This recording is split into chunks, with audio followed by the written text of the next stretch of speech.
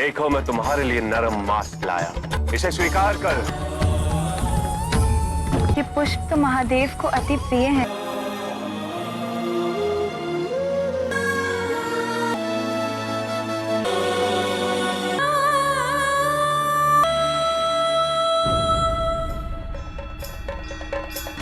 हर हर महादेव। इस शिवलिंग को यहाँ लाने के लिए धन्यवाद दे। अब हम इसकी पूजा आरंभ करेंगे।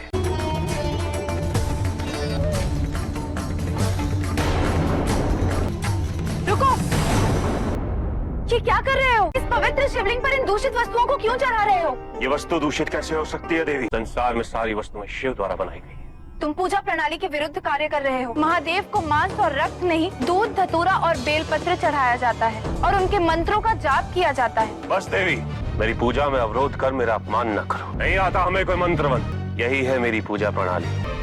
उचित है, तो अपनी पूजा अपने शिवलिंग पर करो। शिवलिंग शिवलिंग होता है देवी, हमारा या आपका नहीं। महादेव तुम्हारे द्वारा चढ़ाई हुई इन दूषित वस्तुओं को स्वीकार नहीं करेंगे। देखना चाहोगी? सुना शिव, ये स्त्री कह रही है कि तुम मेरा दिया हुआ भोग स्वीकार नहीं करोगे। देखो मैं तुम्हारे लिए नरम मांस लाया, इसे स्वीकार कर शिव।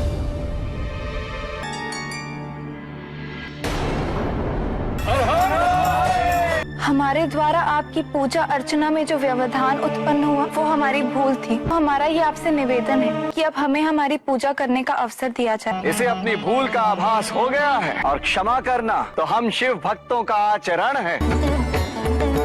आओ देवी।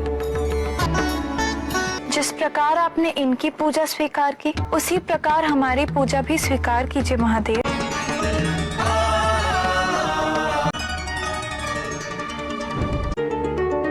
क्या कारण है कि महादेव ने आपका दूषित मांस स्वीकार किया और हमारे पुष्प नहीं? पूजा विधि से नहीं, भक्ति भाव और समर्पण से संपन्न होती है देवी। फूलों को सुंदर और पवित्र मानकर भगवान को अर्पित कर दी। इसे एक दिन वैसे ही छोड़ दो तो उससे भी दुर्गंध आने लगी। स्नान करने से तुम्हें अपनी बाहरी पवित्रता की अनुभूति तो होगी, किंतु शरीर में निरंतर जो मल बन रहा है उसका क्या? ये पवित्र और अपवित्र का भेद एक भ्रम है देवी। इस संसार में जो कुछ भी है शिव का, और जो शिव का है वो शिव है, अर्थात पवित्र है। आज हमें सत्य का परम ज्ञान प्राप्त हुआ है। हमें इस शरीर भाव से मुक्त होना ही होगा।